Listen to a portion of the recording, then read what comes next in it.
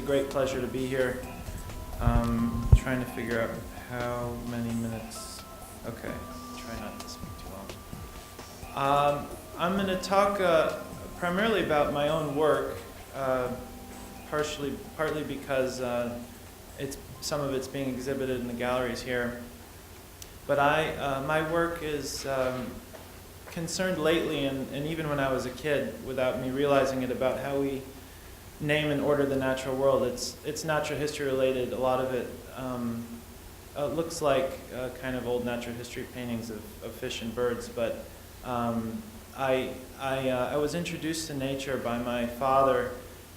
He fell in love with birds as a child growing up in Brazil, and when he moved to this country, he brought that love of birds with him. And when I was a kid growing up in Connecticut, he took me for walks in the woods, looking at birds, and he brought home volumes of Audubon's paintings of the birds of North America home from the local library, and I'd sit at the kitchen table and copy them over and over. And so my earliest paintings were copies of Audubon and Winslow Homer, mostly paintings of birds. Around 9 years old, I was introduced to fishing by a friend of mine at school, and it became an all-consuming passion. And I fell in love in particular with a beautiful little fish that lives in cold water streams called a trout. Many of you know what a trout is. My native trout to Connecticut is actually more closely related to Arctic char. We call it a brook trout. But at 9 years old, for whatever reason, we fall in love with certain creatures. I became really intensely interested in trout and started painting them. At first, I only knew about the rainbow trout, the brook trout, and the brown trout, two of which were introduced, the rainbow from the Pacific drainages and the brown trout from Europe. But then I learned that there were other native trout around North America. And at around 11 years old, looking for a book in the local library of paintings of the trout of North America and unable to find one, I thought, well, I'll put together a book on the trout of North America. So that was...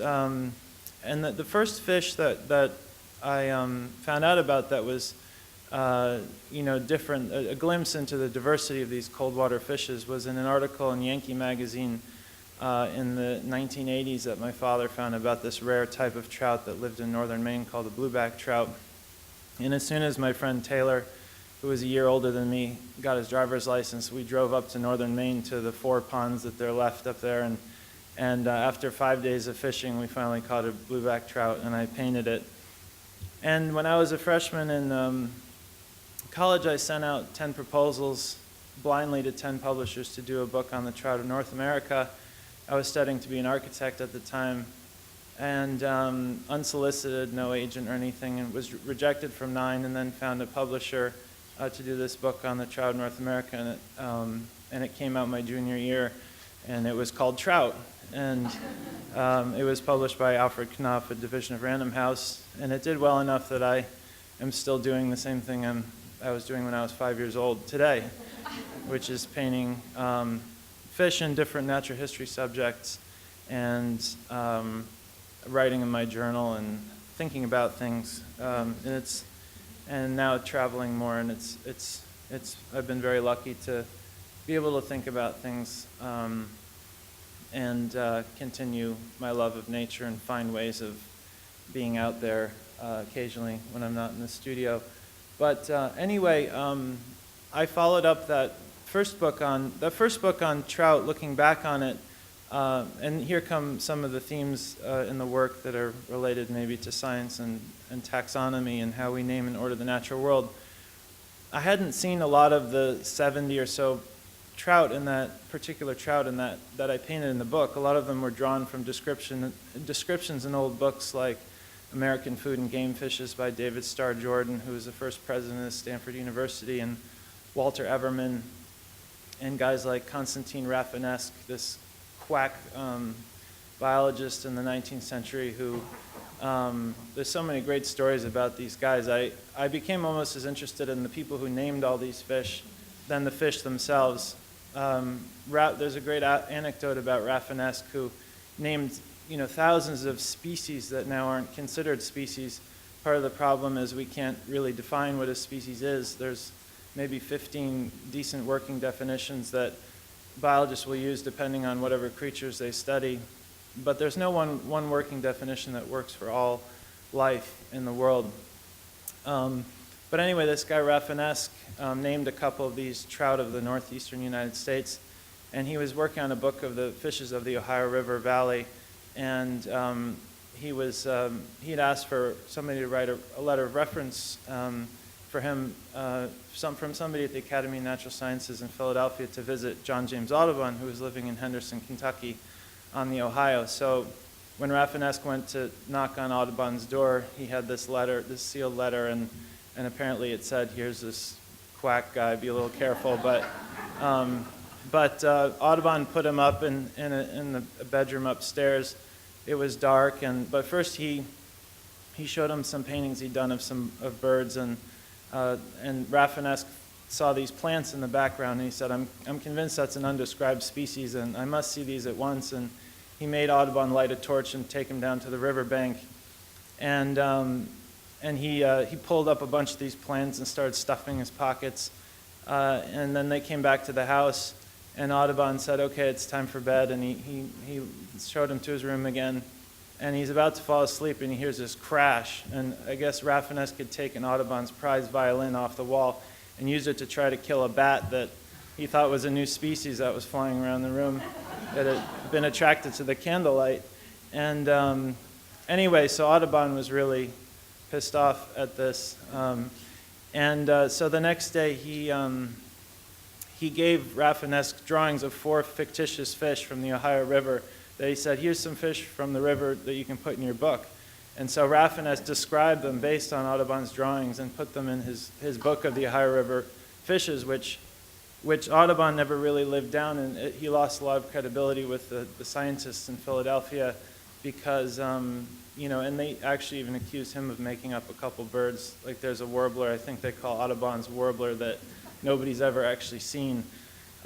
Anyway, I could go off in naming tangents for a long time, but I realized that the process I went through in painting those fish for that first book had a lot in common with the way that 19th century natural history painters painted stuff that was coming back from the tropics with these merchant companies. People like Durr, who had never seen a rhinoceros before, was drawing a rhinoceros from descriptions of a specimen, the first specimen that came to Europe, to Lisbon in, I think, 1515 or something. So I realized in retrospect that a lot of the paintings in that first book are more imagination than reality. And I was interested in what Ava was saying about there's really no true representation of anything. Anything you draw is an interpretation.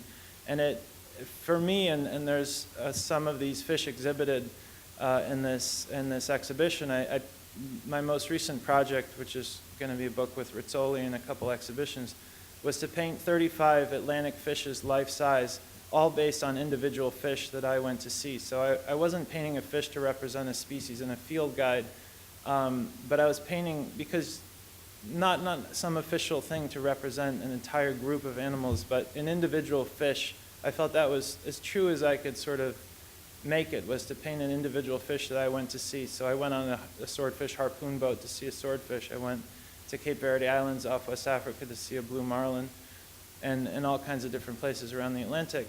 But even when I saw the thing and took measurements and photographs and collected all the information I could and synthesized memory and emotion and because photographs can't do very much at all. To me, a photo, as an art form, it's a wonderful thing, but as a tool, it's kind of like a gun. It's a way of getting the specimen and freeze framing it and getting it closer. But it's anyway, I kind of realized in making these paintings that you really can't represent something truly. It's going to be just an interpretation in the end.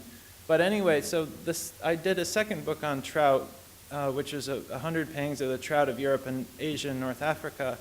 And in the process of doing that project, those paintings were more based on fish that I actually saw traveling in places like Turkey and Kyrgyzstan and Mongolia and Eastern Russia. And in the process of doing that book, I realized that some of these species, like the brown trout, which is represented by the Linnaean binomial Salmotruta, genus and species, is so diverse that, it's, how can you fit diversity into one name? It just seemed like a real kind of, I just started to see real limitations in the whole process of naming and cataloging the natural world. And so a lot of my work now is about those limitations. Before the 15 minutes is over, I should try to get through the 80 slides that I have. Here's Adam and Eve in the garden. Adam was the first official namer. He named his first task. I mean, whoever wrote the Bible knew that naming was hugely important to what humans are, to human reality. Nothing really exists in human reality until we name it. That's why the conservationists, one of the biggest defenses of taxonomy today, the naming and ordering of things, is if it doesn't exist, if it doesn't have a name, a conservation group cannot protect it. It doesn't make sense to people unless you can call it a species. And yet this species is such an elusive thing. Ursula Le Guin, the sort of science fiction writer, wrote a beautiful one-page fictional piece called She Unnames Them, about Eve going through the Garden of Eden, unnaming everything that Adam had named. And when she's finished unnaming everything, she hands her name back to Adam and walks out of the garden. But it was kind of a commentary about how naming is, whether we like it or not, a lot of it's about possession and control. We still have to kill something in order to name it. I think maybe 2 species of birds have been named by a blood sample and a couple photographs so they could do DNA analysis. But some of the other pictures we probably won't get to are from a biological expedition I went on to Suriname. And the tools are the same as in the 19th century, nets and guns, and that's pretty much it, other than some cool, chemicals you can inject into the creatures to put them to sleep, more maybe humanely. This is just some merchant ships being built. There was no need for a universal system of naming like Linnaeus created before merchant ships started going abroad and bringing back all this stuff from the tropics and overwhelmed the imaginations of these northern Europeans. People only needed to know 200 or so different things in their local area. Now, and in Linnaeus' time, by the time he died, I think he named 17,000 species. Now there's over, tens of millions of them. So how are we going to order all this stuff? Part of my campaign is to sort of show that the Linnaean system is sort of ripe for revision in a book that I want to write and some other stuff. But this is the reach of the VOC, the Dutch East Indies Company. They went all over the place, including Suriname in northern South America, or the Dutch West Indies Company. This is Durer's drawing of a rhinoceros that I mentioned that he made before he had actually seen one. It's pretty damn good, and actually better than a drawing of a real rhinoceros in my mind. And these wonderful collections started forming by merchants and other things, called Wunderkammer, cabinets of curiosity, that eventually became, natural history museums. I'm really interested in the history of natural history painting, and this was a drawing of seaweed commissioned by British colonials, made by an Indian artist in India. There was a whole exhibition at the Yale Center for British Art of paintings of seaweed called Ocean Flowers. And seaweed is when you take it out of the water, it's just like wet hair. It doesn't look like anything. So these Indian artists who were trained in the Southeast Asian miniature tradition, there's a lot of geometry and stuff, compose these things in such wonderful ways. I mean, how do you compose a piece of seaweed that's just a string? And they put it in this spiral, which really influences the way we think about that thing. When skins of birds of paradise first came back from New Guinea to northern Europe, they'd been skinned by the local people without their feet. So northern Europeans thought that birds of paradise didn't have feet. And Linnaeus's Latin name for the birds of paradise is actually apoda, without feet. So there was so much cool stuff because we knew less about the world. And I think it was a more interesting time. Now we pretend to know so much, but I think we know less than we did before.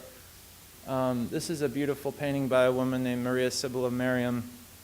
Anyway, I better cook pretty fast. That's Linnaeus.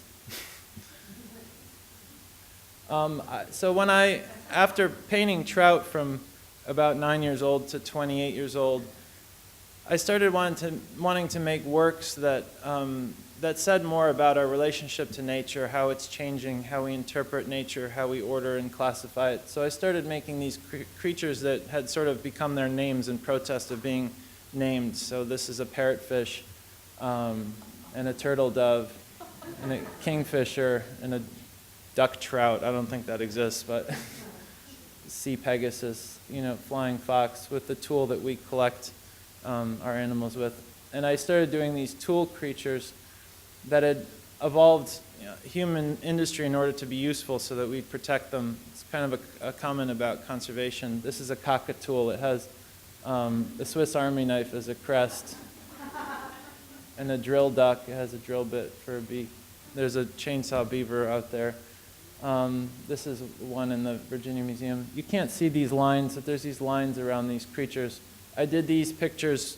In traditional natural history painting, you have the common and scientific name of the creature underneath. So I left the names out and replaced them with these curvilinear lines that, to me, were my own personal visual taxonomy, instead of using the accepted one. And then I've started to do these murals of bird silhouettes with numbers that you typically see in the end papers of field guides.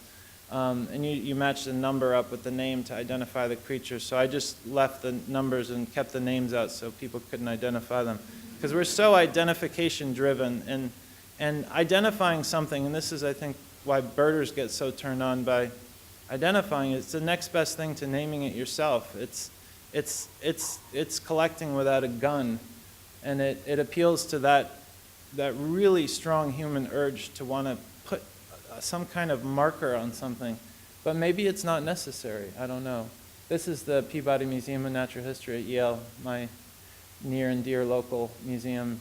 I love those dioramas. This is our expedition to Suriname we made, which is here, this former Dutch colony that I'd never heard about before, and we helicoptered into this central part and collected all kinds of stuff, and that's the white witch moth that appeared in a painting.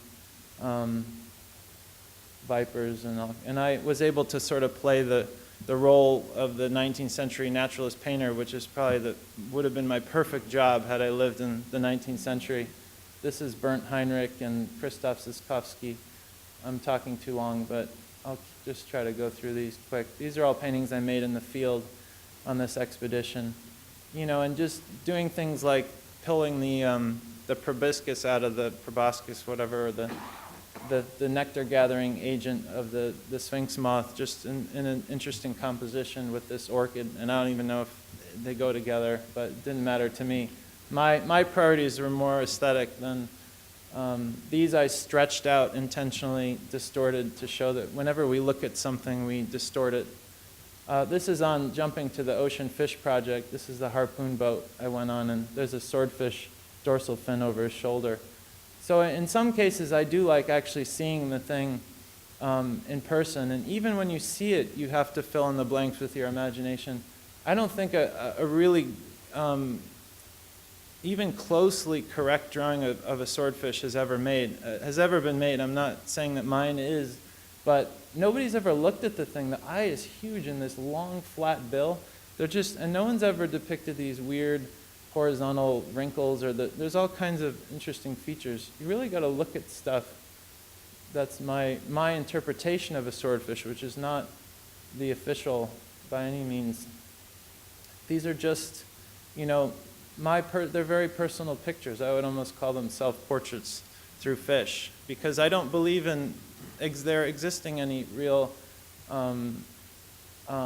official representation of anything. These are all the fish relative to each other for the size-wise for the end papers of the book. And these are some of the taxidermy versions of, these are some bone sculptures I've been making, where I sculpt an extension of the existing bone. This is a cow vertebra, but sort of imagining what the extension might look like. So it's unclassifiable objects they're supposed to be. That's a deer antler with the tines connected. That one's cast in bronze. But I think that's the end of my talk. I'm sorry if I went too long. Thank you.